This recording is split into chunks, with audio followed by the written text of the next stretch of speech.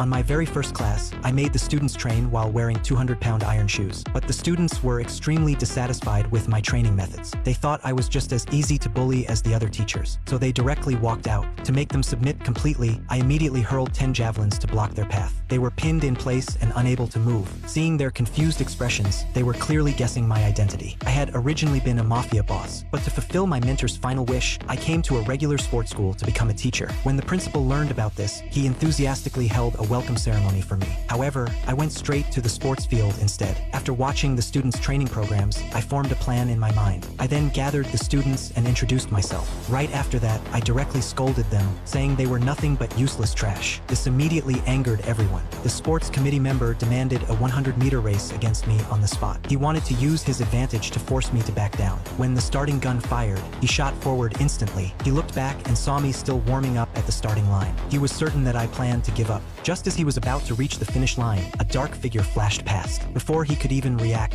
I was already standing at the finish line. I did this to crush their blind confidence. When they fell silent, I promised I could completely transform them. I then brought out a set of strange training equipment. I told them they would have to wear all of it during every future training session. The next day, the principal brought school leaders for an inspection. They saw the students washing clothes and blowing up balloons. The leaders said these training methods were pure nonsense. Of course, I understood their doubts, so I publicly promised them that if we achieved no results in the interschool competition, I would accept any punishment from the school administration. The principal had no choice but to escort the leaders away. On the day of the competition, I ordered the students to compete while wearing their training equipment. The moment they entered, they were mocked for looking like a circus act, but I didn't take it to heart. Soon, the shot put competition began. The opponent easily threw a distance of 16.15 meters. Seeing my student panic, the opponent mocked him, saying, "If you're scared, don't compete." Urged by the referee, the student dropped the shot put he had used during training. However, he did not notice that it had smashed a large hole in the ground. The student swallowed nervously and threw the shot put, but he nearly fell over, which immediately triggered laughter across the stadium. Parents in the stands immediately questioned the principal. They said it was wrong to entrust their children's futures to such a terrible teacher. This sparked agreement among the other parents. The principal could only do his best to calm everyone down. What no one knew was that this wasn't a decline in the student's ability. After repeated heavy load training, the student simply hadn't adapted to the now lighter shot put. When he picked it up again and threw it with full force, the referee immediately dragged out the measuring tape to record the result. But I knew this was only the beginning.